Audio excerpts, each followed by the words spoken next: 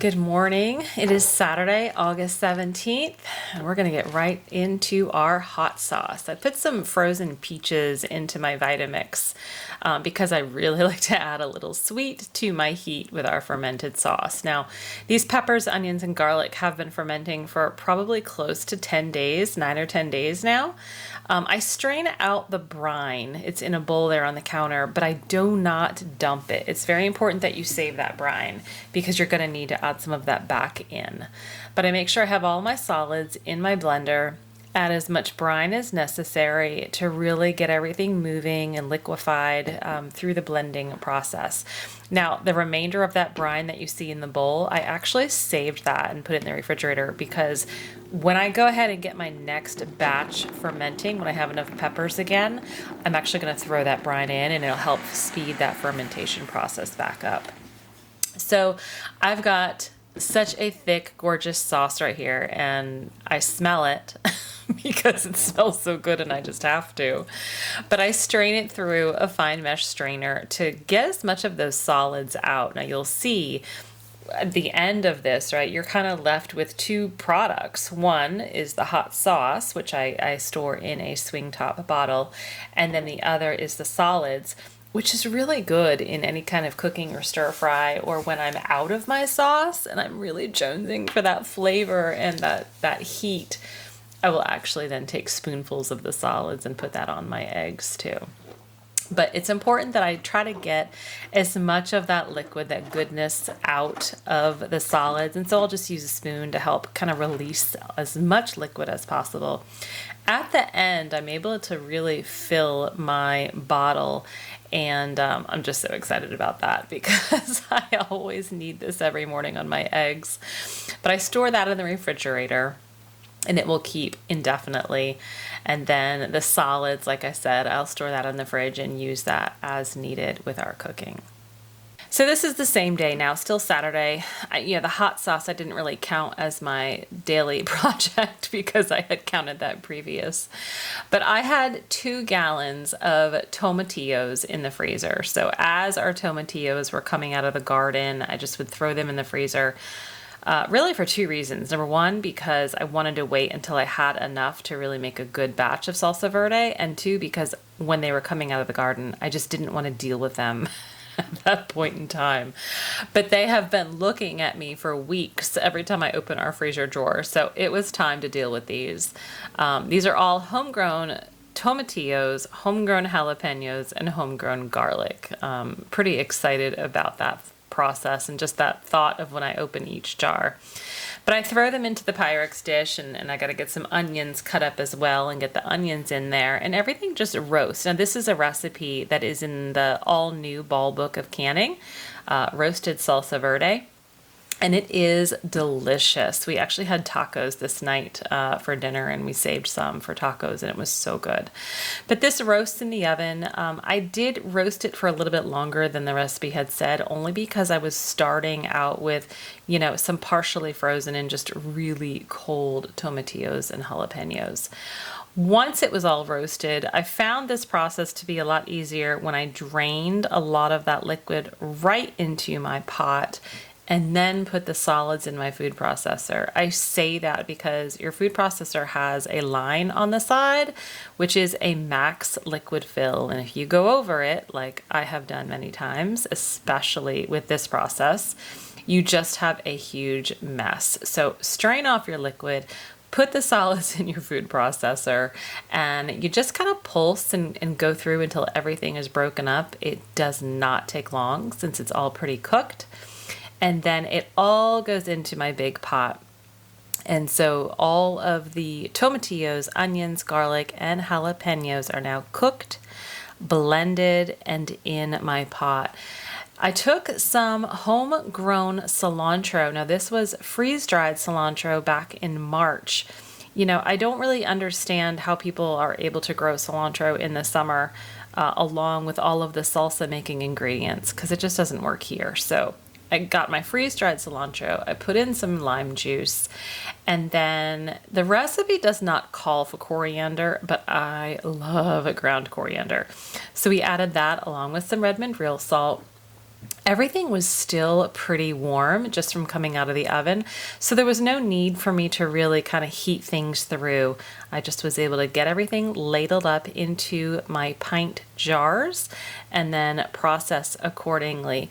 Now, what is so exciting about this for me is that just this year alone, I have 13 pints of salsa verde, homegrown salsa verde.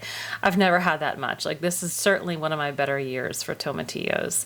And I have a feeling those 13 pints will last definitely over a year, possibly two. But so glad to have this done.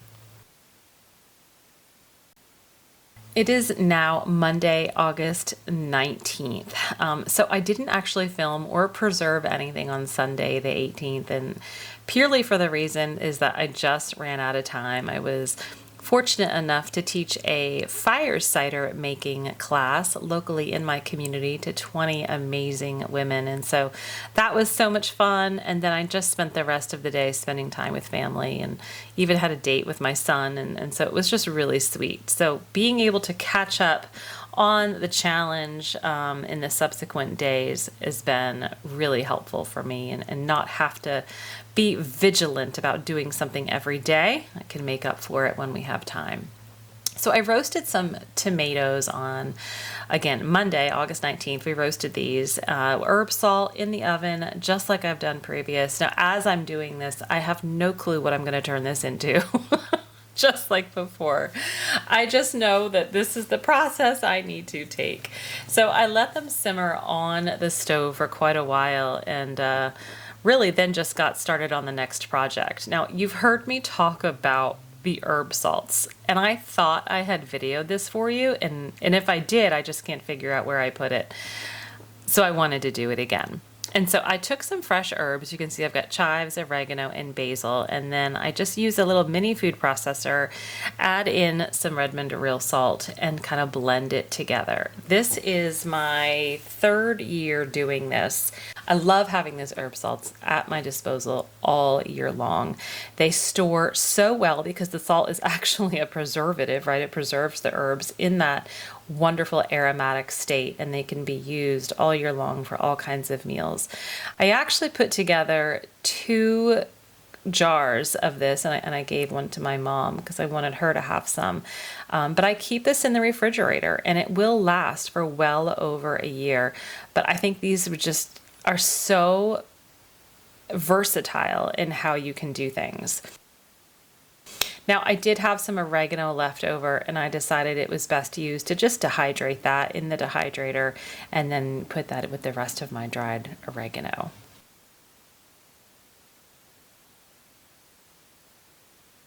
These are Weck jars. I think they're so pretty.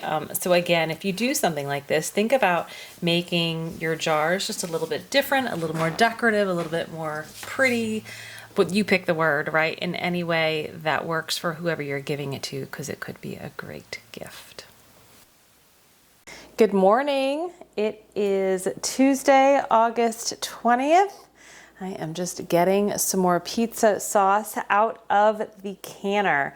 I had a bunch of tomatoes. I went ahead and roasted them yesterday. And then put them through my food mill, just like I had done one of the previous weeks, the same exact thing. Roasted them with a little bit of herb salt, got them really nice and softened, a little browned, and ran them through the food mill, kind of let it cook down, added a lot of herbs and spices, garlic, onion, basil, oregano, and salt. And then I actually let it sit overnight in the fridge in my pot, and that's only because I ran out of time last night. And then this morning I got up early and got everything canned up, and I ended up with 6 more of these gorgeous homegrown pizza sauce half pints. So excited about that. First time doing pizza sauce, and now I have 11 half pints. Certainly won't last a whole year, but that's an accomplishment, knowing that I've grown the basil, the oregano, the garlic, and the tomatoes. I think that's pretty cool. All right, so now that that's out of the canner, we've got 2 more projects that we are going to do today, and that's gonna finish out this video, and then we'll kick off a new video the next day, tomorrow.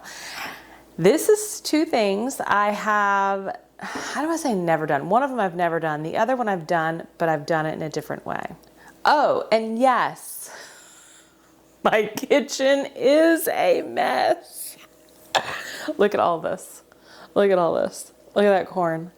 I had an Azure standard pickup yesterday, and I didn't even have time to put everything away last night. I had to like get everything picked up, pick up my son from school, take my daughter to soccer, and then by the time we get home, it's like feed them, shower, brush teeth, get everyone in bed, and at that point, I'm done.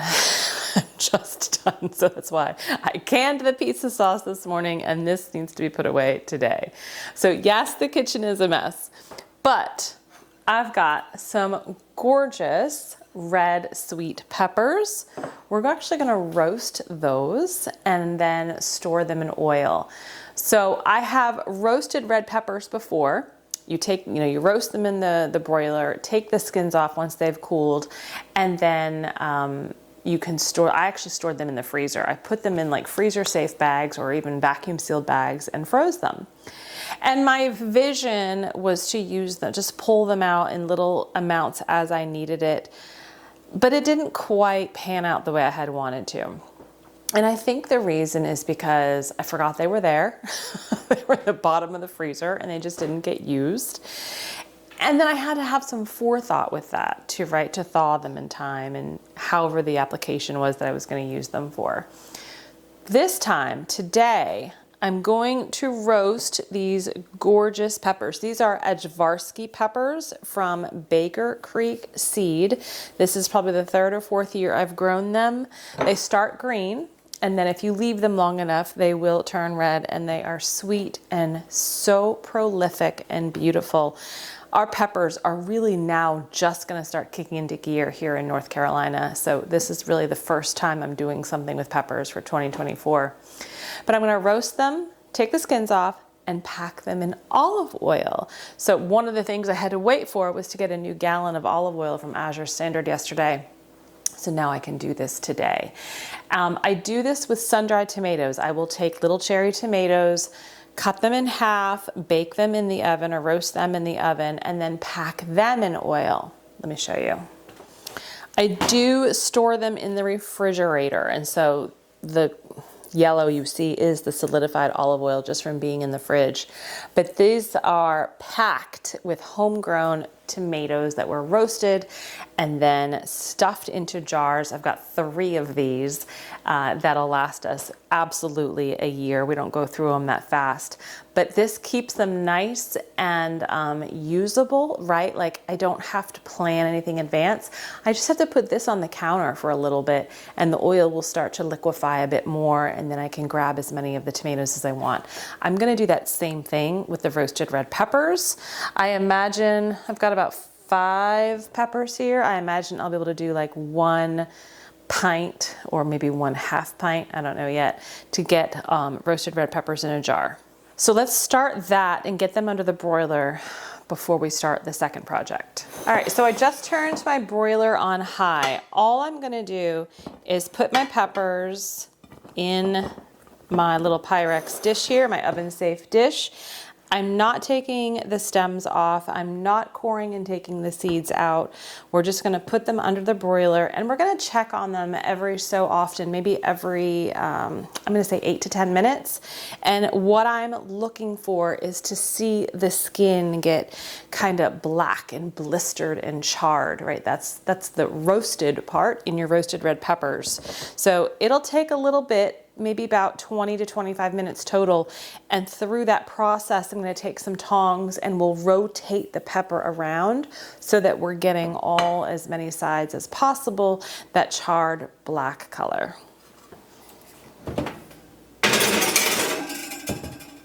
All right, next project we're going to tackle is preserved lemons. I have not done this before, have always meant to.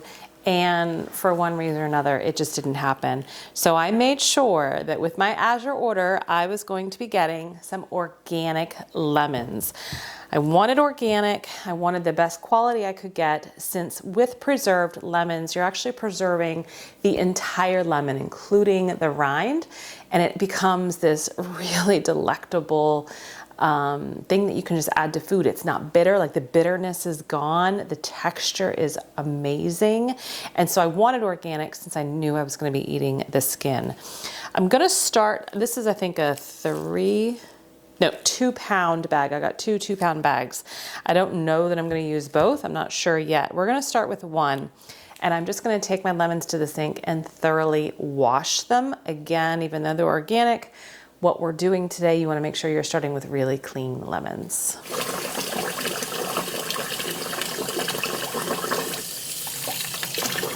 So all I'm going to do to start is just cut the ends off of each lemon, but I do not want to cut into the flesh. I want to be very careful to stay within still the rind. Oh, there's a little flesh there. All right, and now what I'm going to do is going to cut this into wedges, but I'm not going to go all the way down. I'm going to stop about maybe 1/4 of an inch from the bottom so that the wedges are still connected but can pull apart.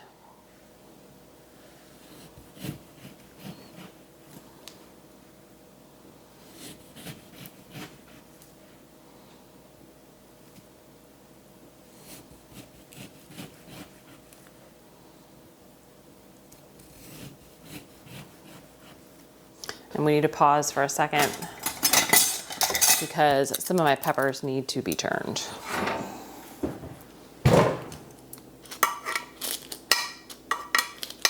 You see how the skin is charring, it's getting a little blistered. That's what you're looking for.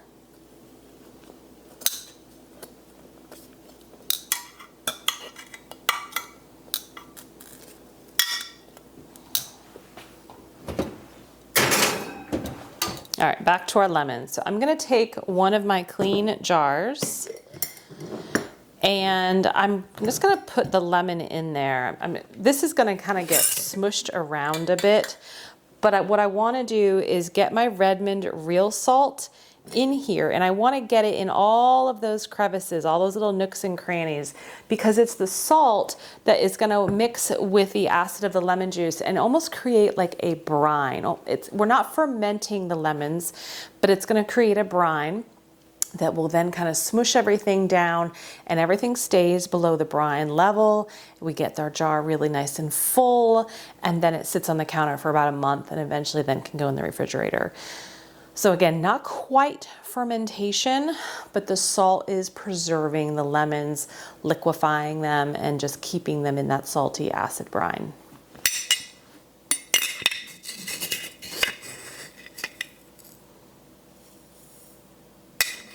So I am using Redmond real salt. And if you're new to Redmond real salt, or if you just need to reorder because you're low, I do have a 15% off coupon in the show notes. And what's so great about that is that it's not a one-time, like, first customer thing. You can use it as many times as you need to. All right, so I'm just gonna start smushing a bit. I should probably get my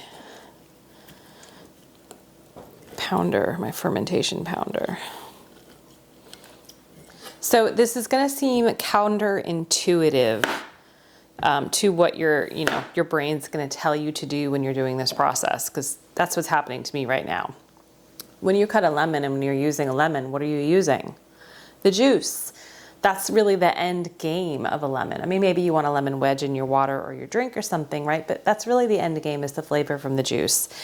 The end game of preserved lemons is the rind. So as I'm like, using my kraut pounder to plunge and push this down to get more of that juice up, it almost feels like, gosh, don't do that because the juice is what you're gonna want. But no, not really. We want to get our acid and our salt brine covering the solids, because it's the the rind and the skin of the lemon is what's going to be the most flavorful later on.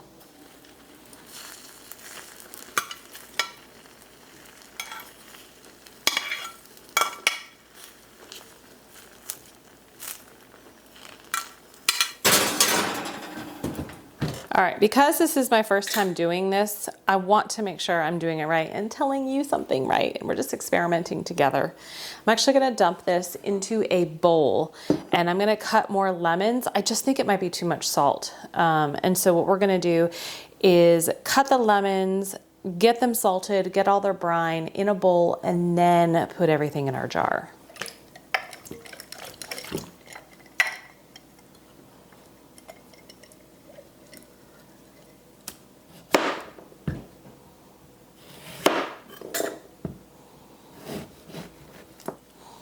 Now, if you have any cuts on your hand, I would just be careful, maybe wear gloves. But I'm just gonna start smushing with all of the salt that is already in here.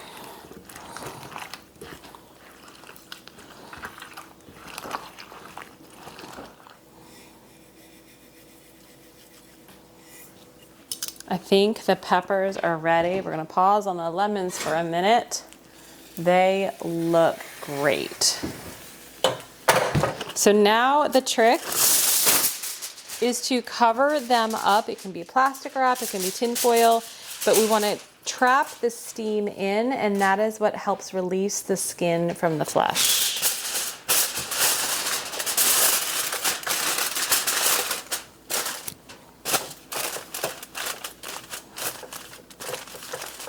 All right, round two with our lemons. I actually went ahead and got a wide mouth quart jar because I think I have enough where I can do a quart and then my pretty Fido jar. One jar I'm gonna do plain, and another jar I'm gonna make it more Moroccan spiced, which is what I heard I can add a bay leaf, peppercorns, and cloves.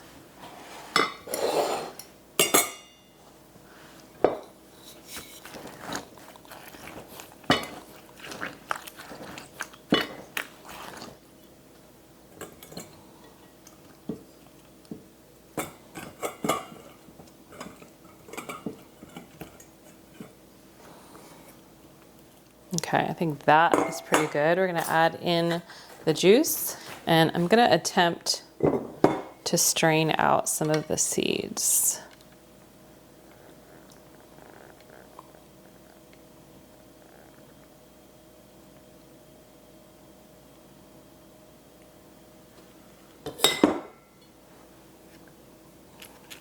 That looks so much better. All right, I'm going to lid it up. And we'll go to our next jar. Okay, I'm gonna start putting the lemons in, and I'm gonna layer in the spices. Just pulling some of these seeds out. I'm just gonna do a spoonful of peppercorns, clove, and a bay leaf. This is a dried bay leaf.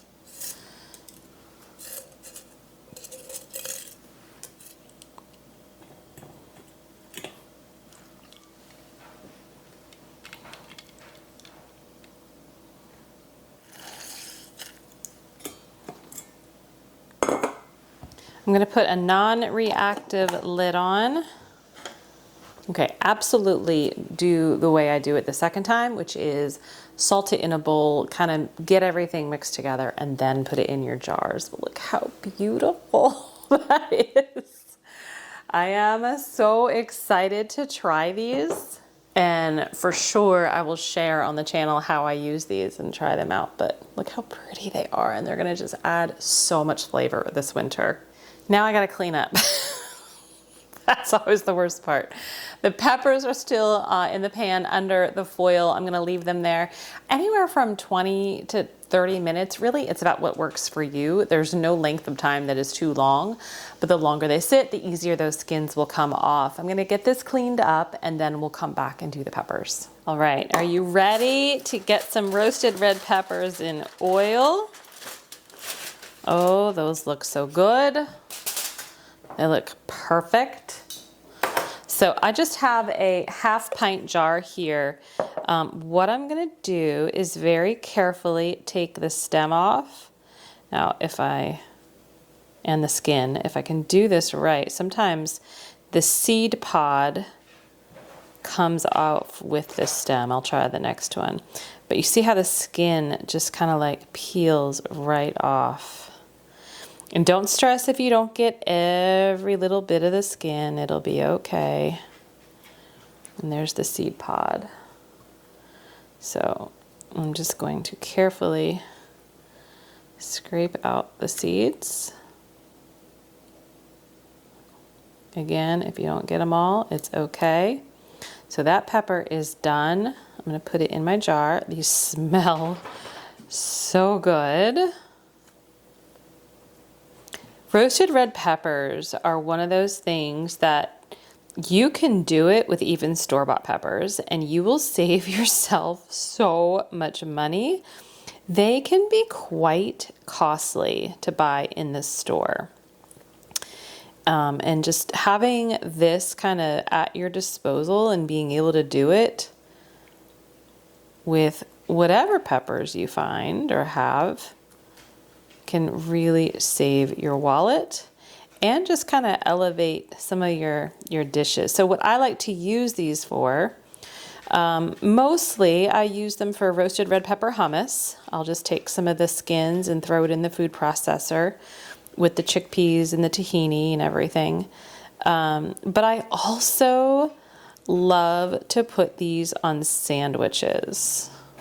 So back in high school and even a little bit in college on like holiday or summer break, I worked, and for those of you that know me personally, especially from back in those earlier years of my life, high school and college, a lot of you are going to know exactly what I'm talking about.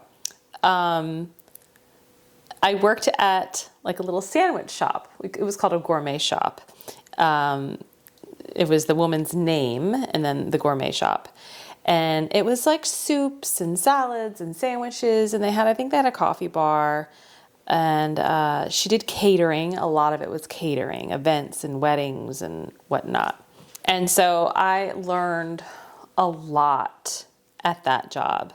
I made the sandwiches. Like I was never back in the kitchen prepping food, but I was always at the front waiting on the customers, taking their orders, putting their orders together, like the sandwiches or dishing out the soup or making their salads. And to this day, this is a long time ago, guys, to this day, there was one sandwich that was always my favorite. And every now and then I try to recreate it at home every now and then. It was so good. And it was called the turkey stack. And it was a whole wheat bread and dill Havarti cheese, which that experience right there, working there, I mean, just exposed to so many different things. Like I never knew what dill Havarti cheese was before working there, let alone had tried it. But wheat bread, and on the wheat bread was actually like an herbed mayo. They would take mayonnaise and they would put dill in it, dried dill, maybe a little garlic powder, possibly some thyme. They called it herbed mayonnaise. And dill Havarti, turkey, like a oven roasted or smoked turkey, and sprouts, I think cucumber slices, and then roasted red peppers. And you topped it off, and I remember I would make it for my lunch break, and it was the biggest, fattest sandwich. It was so good. And so sometimes when I make that at home, I like to have my roasted red peppers for that. All right, all of the peppers are done. I'm just gonna take this to the sink and then we'll put our oil in.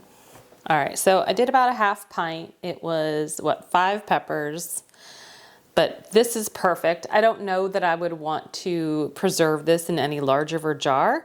I like having smaller, easily accessible amounts. So I've got my olive oil here, my organic extra virgin olive oil from Azure Standard. And I'm just going to carefully pour this in. Now I probably will need to get a chopstick and kind of move everything around a bit just to make sure there are no air pockets. You want the oil everywhere, but that looks pretty good. I'm just gonna top it off a little bit. Okay. And put my lid on. How beautiful is that? I mean, this is what you would buy in the store. This is so pretty, and you can do this for gifts for people and like get some really pretty jars. I mean, no one's gonna turn down some roasted red peppers. Oh, so pretty. And I hardly used any oil by doing it in some of the smaller jars. You can see I hardly even used any, so awesome. This is gonna go in the refrigerator. It'll last up to a year. You will see the oil solidify a bit if it's kept in those kind of cold refrigeration temperatures. I do not recommend storing it in your pantry at room temp. Eventually, oil and whatnot does kind of go bad, so you wanna make sure that you're keeping this in a cold environment, whether it be a root cellar, a cold room, or your fridge to use when you need to. That does it for today.